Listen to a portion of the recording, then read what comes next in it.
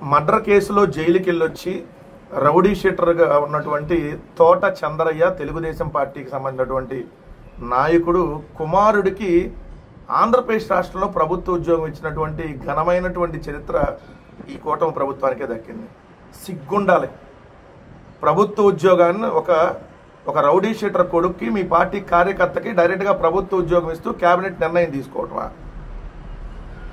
ఎంతో మంది అర్హత కలిగినటువంటి వాళ్ళు ఈరోజు ఉద్యోగాల కోసం లక్షలాది మంది ఈరోజు నిరుద్యోగులు వెయిట్ చేస్తూ ఉంటే ఆంధ్రప్రదేశ్ రాష్ట్రంలో మీ పార్టీకి సంబంధించినటువంటి ఒక నాయకుడు కొడుక్కి అర్హత లేకపోయినా అతనికి తీసుకొని వచ్చి ఈరోజు అందలం ఎక్కించి ప్రభుత్వ సొమ్ముని నెల నెల అతనికి జీతాల రూపంలో సంవత్సరాలు ఇచ్చేటటువంటి కార్యక్రమానికి చంద్రబాబు నాయుడు గారు అనుకో శ్రీకారం చుట్టిందంటే నిజంగా మీకు వాళ్ళ మీద ప్రేమ ఉంటే తీసుకొని వెళ్ళి మీ ఈటీవీలోనో లేదంటే మీ టీవీ5లోనో లేదంటే ఏబిఎన్లోనో లేదంటే ఆ ఈనాడులోనో లేదంటే ఆ టాల్కం పౌడర్ ఛానల్లోనో లేదంటే మీ హెరిటేజ్లోనో లేదా మీ తెలుగుదేశం ఆఫీస్లోనో ఉద్యోగం ఇచ్చుకోండి. ప్రభుత్వ ఉద్యోగం ఏ విధంగా ఇస్తారు?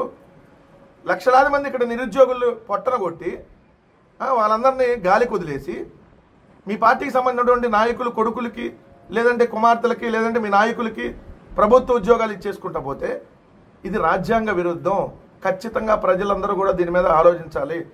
ఏ విధంగా అధికార దుర్వినియోగం చేస్తున్నారో వాళ్ళ పార్టీ కార్యకర్తలకి ప్రభుత్వ ఉద్యోగాలు ఇస్తూ ఏ విధంగా అధికార దుర్వినియోగం చేస్తున్నారో దయచేసి ప్రజలు కూడా గమనించాలి.